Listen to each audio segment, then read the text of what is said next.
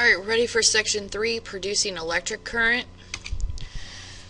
Faraday and Henry in 1831, working totally independently upon one another, Michael Faraday in Britain and Joseph Henry in the United States, so finally an American physicist, they found that looping a wire through a magnetic field caused an electric current to flow in the wire. So basically just by taking a current carrying wire and basically like putting it through a magnetic field, basically taking something that had a magnetic field and putting it near a wire caused actually a current to occur. And this is basically kind of a big deal because they found that a magnet could produce a current in itself. And you're like, okay, well, alright, because this led to the idea of electromagnetic induction. So basically the idea that you could generate an electric current, you can make your own current. So by passing a metal wire through a magnetic field. The magnet of the wire loop must be moving relative to each other for the electric current to be produced. So you could make your own electric current. That's the whole idea of this, is that you can make your own electric current. So it gave way to the idea, the whole idea is that it gave way to the idea of a generator. They came up with the concept of a generator. A motor in reverse. A generator uses electromagnetic induction to transform mechanical energy into electrical energy. An example of a simple generator is shown in the picture to the left. It's very similar to a motor, but a little different. So the idea is that, again, you have to rotate it through, again, a permanent magnet, and that you're, running it through that permanent magnet.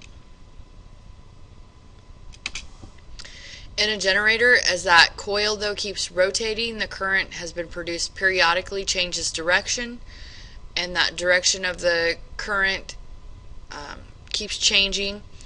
And so basically, because you're rotating it through that particular coil, it's, causing that magnetic field to carry through there, and then therefore lighting your particular light bulb. And so, basically a motor in reverse. That's the idea of what you have to get. So, I have here that it's used in a car. I think this is that's used as an alternator. I think this is, I took this from the book. I imagine this is a very, very, very, very old school alternator. I'm sure it's not used anymore, but of course generators are used. There's all types of generators. There's all types of used. You can make old school, real easy alternator generators. You can make very sophisticated generators.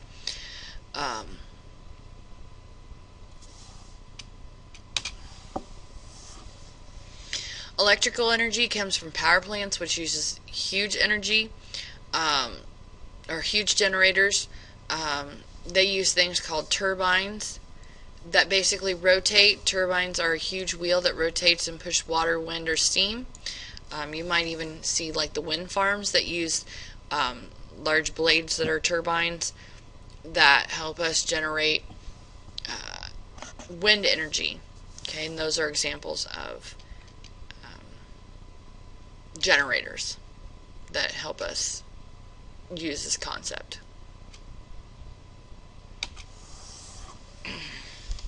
Some power plants first kind of use thermal energy by burning fossil fuels or producing some kind of nuclear reaction, and then you get the steam, which then converts some kind of mechanical energy to use the turbine blades, and then you're able to kind of get the process started, and then the generator takes it from there. But it just depends on the process that's happening.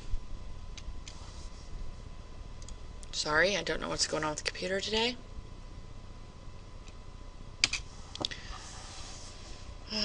And then we talked about, like, with windmills, you can use mechanical energy to turn the generators. Other power plants use the mechanical energy to falling water. It just depends on the type of places that you are, where you're getting the power from. That can, in order to get that energy, that electrical and mechanical. But the big idea is that they're using the generators to get there. We have two kinds of current. We have direct current, DC current. It always flows in one direction. That current always goes, straight forward, as I showed you earlier in the chapter. You have those current carrying wires. They always go in one direction. That's an example of a battery. They always go straight forward. They never change the path at which they go. Pretty straightforward. Then you have what's in our houses. We have alternating current in our houses. We call that AC current. It reverses direction in a regular path, so it never typically goes in the same pattern. So that way, it's atypical. So we call that alternating current. It's a little safer.